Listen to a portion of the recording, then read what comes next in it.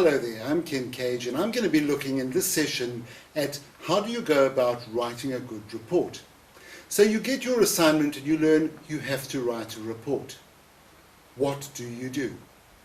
Well, first of all, we have to decide what is a report, because before we can do it, we have to know what we've got to do. There are three basic types of reports. You have information-only reports. That's a report that basically gives you basic information that you might need for some other purpose. Then at university, you've got research reports and case study analysis reports. Now, that information-only report, as I said, it only supplies basic information. Examples of that are things like monthly budgets, management reports, staff absenteeism, those kind of issues. And it's usually very, very short, just contains data. The research report, on the other hand, is what you would be required to do at university. And this kind of report investigates a real-life subject, assesses the material that has been uncovered, and reports on those findings. For example, you might have to do a report on product development, or a competitor's activities, or even a new telecommunication system that the company might be looking at. So this report is based and rooted in the real world. It'll vary in length, obviously, depending on the amount of material that you need to include in it. A case study analysis report is very much a real-life report in a confined and controlled environment. Here your lecturer will usually give you a case study, and the report will have to analyze the case in terms of key theoretical principles. So it's a hypothetical research report. You are given all the information in a story, in a case study, and then you have to use that as the basis of your report. So the first thing you have to do when you write a report is to determine what type of report is required from you.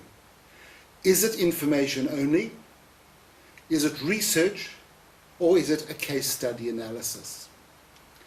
Now, in order to write a good report, you have to know the purpose and the scope of the report.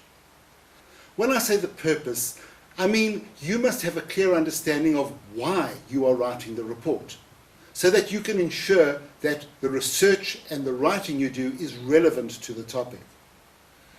The scope refers to what needs to go into the report. Always get clear guidelines from your lecturer or your study guide as to what the extent of the report needs to be.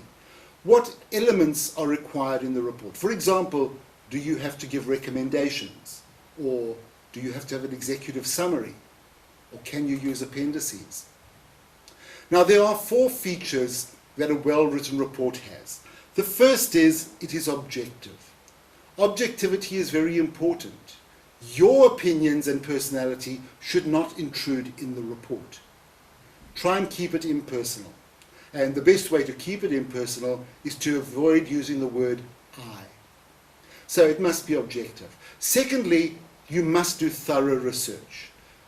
When somebody reads the report, it should be clear that you know exactly what you are talking about, that you've done the hard yards, that you know the work, that you've done the research that is required in order to make the report. Thirdly, the structure of the report is important. A report is very, very clearly structured. It's got particular sections, which we will look at in a moment, and these are clearly visible and labeled with headings.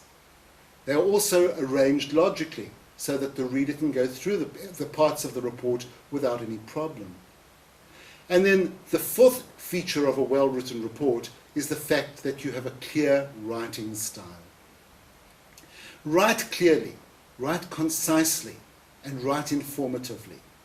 The content of the report should be easily accessible to your reader. Now, the format of the report is a tricky one, because there are two formats that a report can take. It can either be inductive or deductive.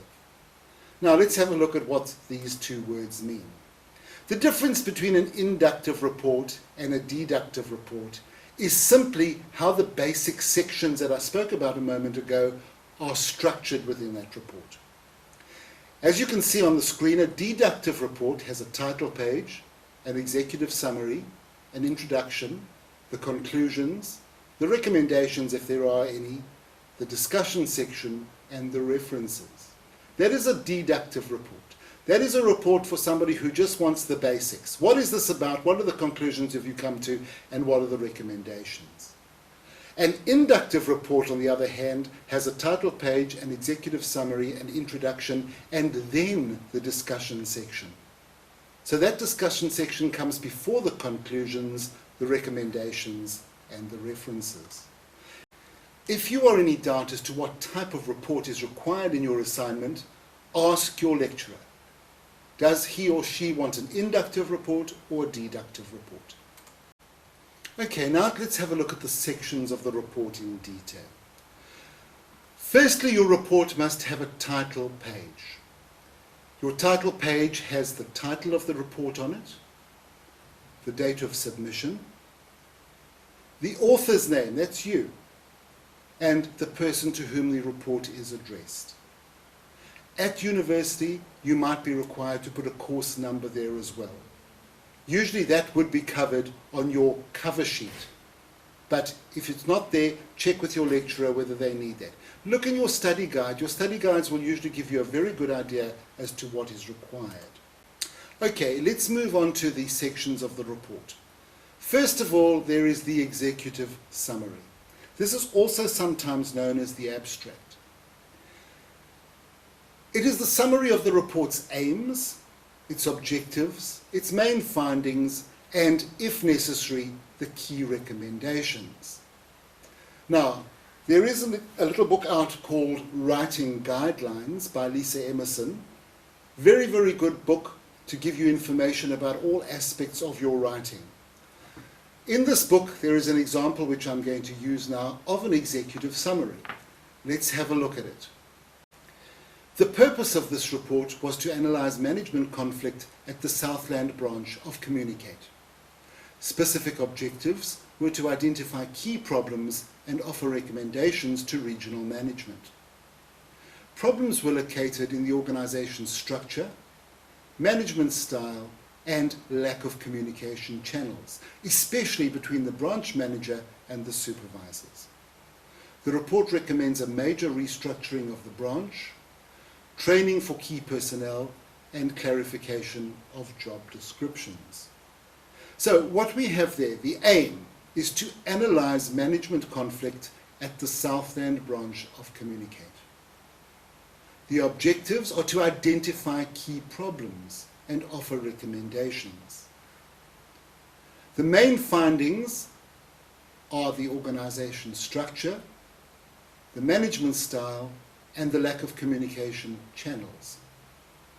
And based on those findings, the key recommendations are a major restructuring of the branch, training for key personnel, and clarification of job descriptions. So what we can see there are the four things we need: the aim, the objectives, the main findings, and the key recommendations.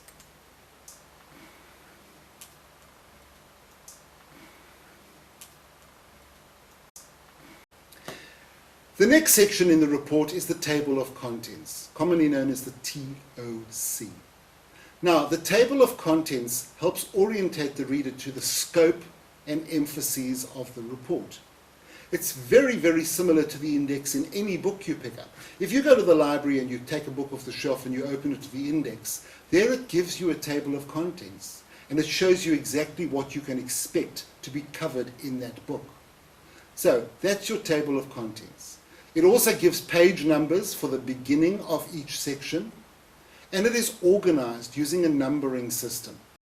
We would recommend that you use a decimal system, because a decimal system is infinite. You can go 1, 1.1, 1.1.1, 1.1.1.1, etc. If you use letters like A, B, C, D, etc., it becomes a little difficult if it goes on too long. Now, in your table of contents, you can see an example on your screen there. You'll see that the executive summary and the table of contents fall outside the report itself. The report starts with the introduction, and you can see it's numbered number 1. So the executive summary and the table of contents are numbered using Roman numerals. Then the report itself starts, the introduction, the conclusions, the recommendations, the discussion, etc. And there we have the Arabic numerals which we normally use in our writing style, 1, 2, 3, etc. Now if you look down to the discussion, section 4, you'll see what I mean when we say we can use the decimal system infinitely. There we've got 4, then we've got 4.1, 4.2, 4.3, then we've got 4.3.1, 4.3.2, etc. So that kind of system makes it a lot easier for us to add different sections if necessary. Then you've got the references and the appendices, and all of those are numbered using our normal numbering system. Okay, let's now move on to the next important section of the report, and that is the introduction. The introduction gives the big picture of the report. Okay? It should focus on various things. It should focus on, first of all, the context of the report. When is this report being written? For example, if we are looking at the transport problems of Auckland in 2007, it's a very different context to if we were looking at the transport problems in Auckland in 1953, or the transport problems in Nairobi in 2007. So that introduction must give the context. What is this report exactly looking at? It should also identify the general subject matter and the context of that report. It should describe the problem that is being reported on. Usually a report is written to solve a problem, and you have to have recommendations to solve that problem. So describe the problem in your introduction. Then you can define the specific objectives of the report. You can indicate an overall answer to the problem and outline the scope of the report in terms of to what extent did this investigation take place.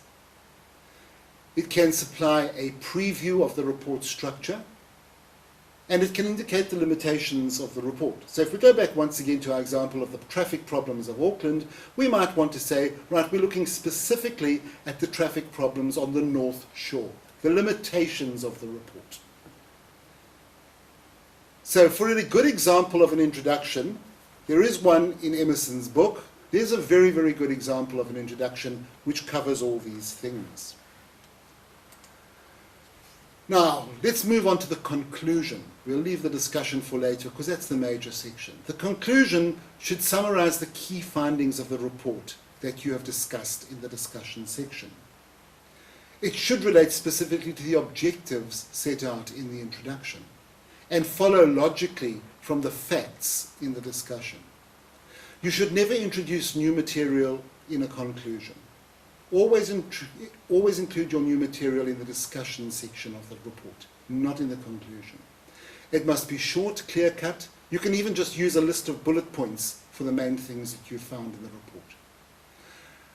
Arrange your conclusions so that the major conclusions come first and it goes down to the least important conclusion. And finally, identify the major issues relating to the investigation in the present. What is happening now?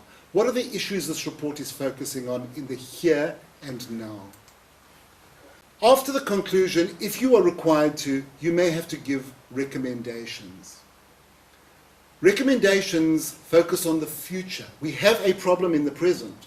Now, what do you recommend you do to solve that problem so that in the future there isn't a problem anymore? This is the only point in the report where you switch from being objective to subjective. You are now giving your interpretation. You're giving your take on the problem and how it can be solved. Now, take into consideration when you're making recommendations, first of all, things like the cost, the location, the practicality, and the acceptability. I think a very good example for the recommendations that could have gone forward could be written about the case for the waterfront stadium in Auckland in 2006. There the issues that were being taken into consideration were cost, location, practicality, acceptability. All of those issues. So that's a very, very good thing to focus on in your recommendations. They must also obviously flow logically from the discussion. If you've discussed something about a particular problem, your recommendation should flow from that. Now, not all reports do have recommendations, so I would urge you to check in your study guide or ask your lecturer whether recommendations are required. Make sure your recommendations are feasible, that they are related to the discussion and the conclusion, that they're bullet pointed or numbered. Numbered is better if you're using bullet points for conclusion. Your recommendations, you can number them 1, 2, 3, 4, 5, and once again rank them in order of importance. The most important recommendation is number 1, the least important is number whatever the last number is. And be brief and to the point. People reading reports don't want to go through lots and lots of text. They just want to dip in, get the information they need, and dip out again. The discussion is the body of the report. And a rule of thumb is that it should usually be about 3/4 of the length of the report. So if you're writing a 1,600-word report, your discussion should be about 1,200 words. You can do the maths and work it out yourself. Now, your discussion is subdivided into logical units. And each unit has a heading, and it is numbered. We've seen the numbering system before. You know what I'm talking about. That discussion must fully explain the conclusions that you come to and justify any recommendations that you make. It must explain why a particular solution is preferred. Your reader needs to know, if you've come to a conclusion and you make a recommendation, why you've got there. So you have to explain that solution. You have to give evidence, you have to give examples, and most importantly, at university level, you have to link theory to practice. A very important part of your academic report is the reference section. Now, you are required to use the APA reference system unless otherwise instructed. Any report which draws on other people's ideas or findings must have a list of references. It must be referenced. And only the works that you speak about in the report, in other words, the works that are cited, appear in your reference list. So you might read 20 books, but if you only mention 5 in the body of the report, only those 5 go into the reference list. You want your lecturer to see you've done the other reading. That's fine. So create, in addition to your reference list, a bibliography. That comes immediately after the reference list, and in the bibliography you can put the information about all the other books, articles, journals, whatever that you may have read in order to compile this report. Now, those are the basic things you have to have. There are some optional extras. First of all, you might have to write a covering letter. A covering letter would be written to the person who's commissioned the report, detailing what the report is about and why you are submitting it. You might want to have acknowledgements. You might have used somebody who's helped you, for example, to translate information from a source where you couldn't read it. You might have somebody assist you gather data. You might have somebody help you with proofreading. Any acknowledgements that you want to make will go in immediately after the executive summary. You might have a list of figures and a list of tables. As I said, the recommendations are not always in a report. Most university reports will require recommendations, but they're not obligatory, so that could be an optional extra. A glossary. A glossary is a section where it's like a mini dictionary. Any words that you've used in the report which are specific to a particular topic or subject or area, which are not generally known by the man in the street, put those into the glossary. Make a little dictionary so that if they see a word in the report and they don't know what it means, they can go and look in the glossary. It's as simple as that. Then you might have appendices. Appendices are all sorts of information that you might have used that you've based the report on. So, for example, you might want to put an excerpt from an Act of Parliament, or you might want to put an excerpt from an entry from the Ministry of Health's website. You refer to it in the report so that your reader doesn't have to then go online and find it. You might want to put that in as an appendix. An appendix also is a very, very useful tool. Say, for example, you have to write a 1,600-word report. It's not always, it sounds like a lot of words, and you think my problem is going to be to find 1,600 words. But what often happens is once you get going, you find you're hitting 2,000, 2,300 words. You've got to cut down those words. So an appendix becomes very, very useful Look through the report, find out what can I take out of the report and put into an appendix. Okay, that saves you words, because the number of words in an appendix is not included in the number of words for the report.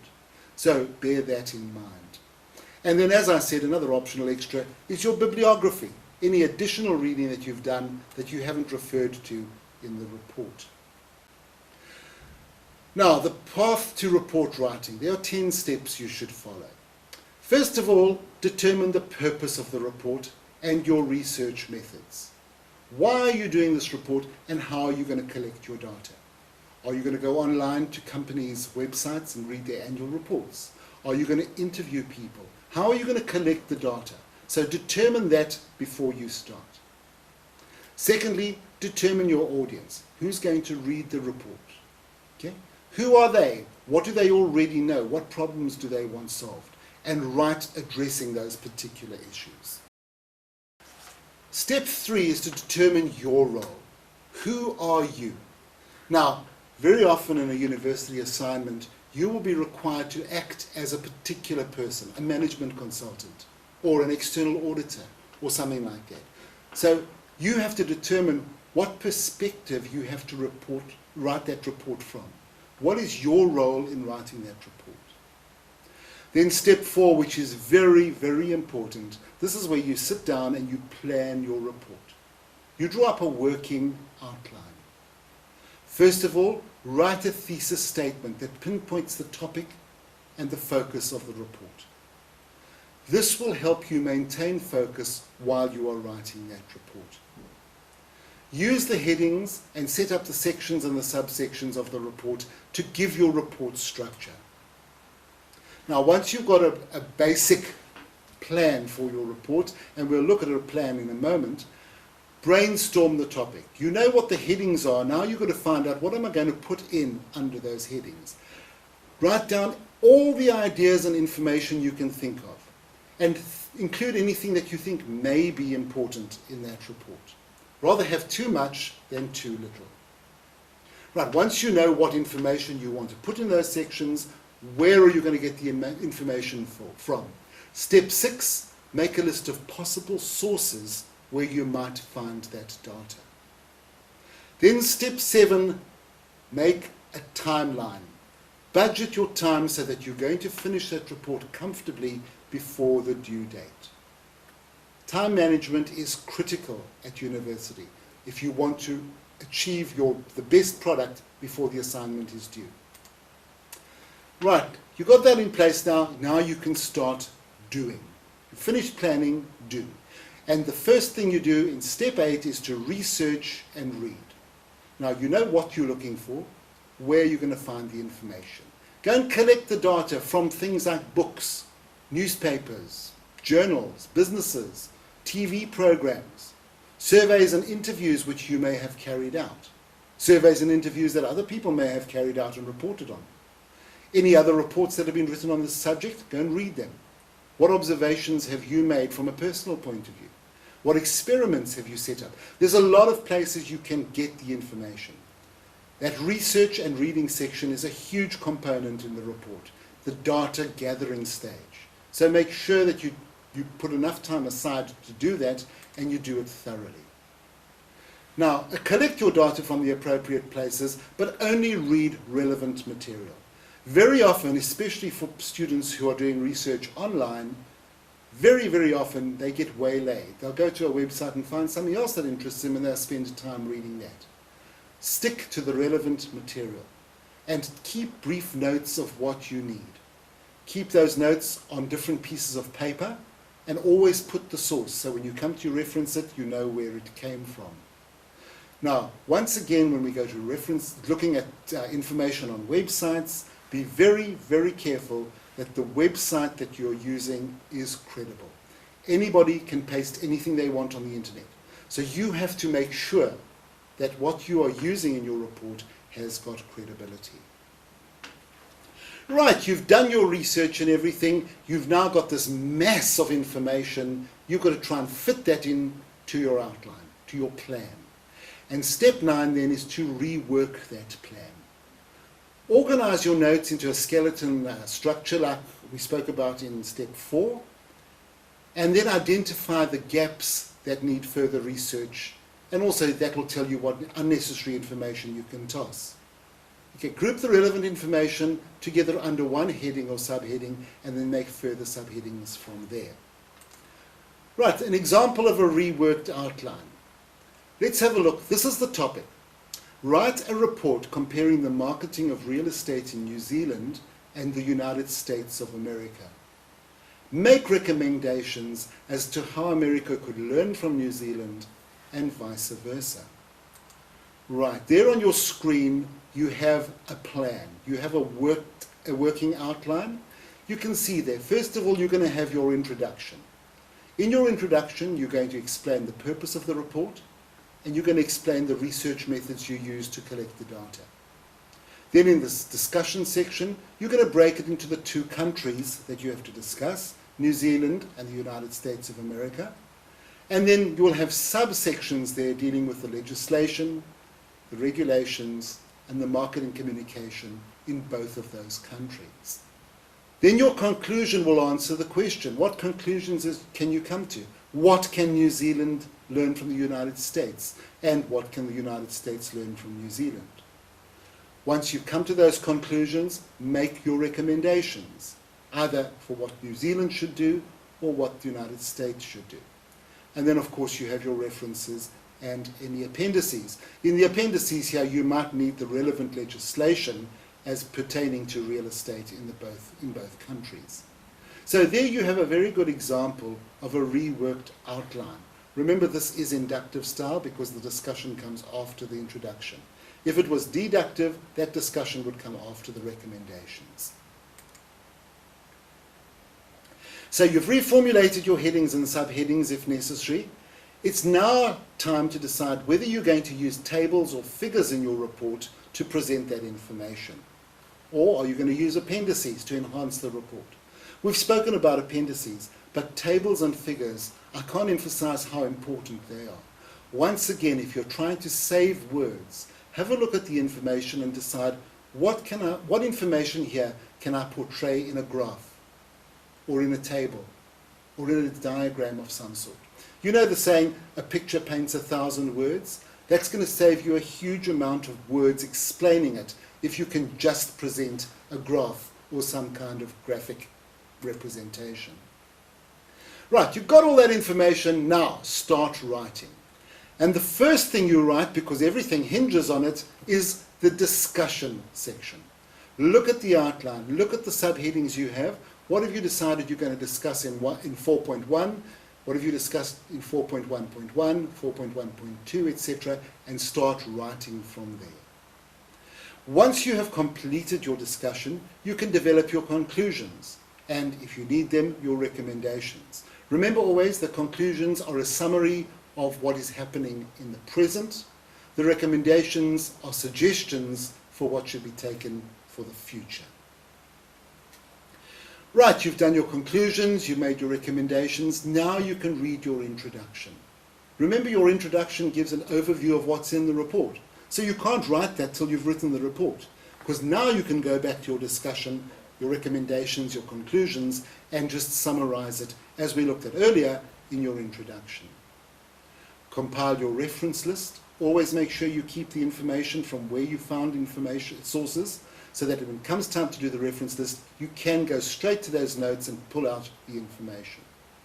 And then proofread it, re-edit it if necessary, and aim through absolute and total accuracy in your report. A couple of things that are very, very important before you submit it is to make sure that what you have said is clear. Check your clarity of expression. Well, there we've had a very basic look at how you should write a report and what the different sections in a report are.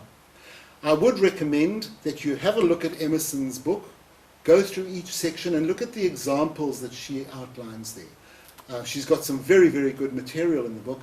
Go and have a look at that if you're not clear about anything. Well, good luck with writing your reports, and I hope that you're going to score A's in all your report writing at university.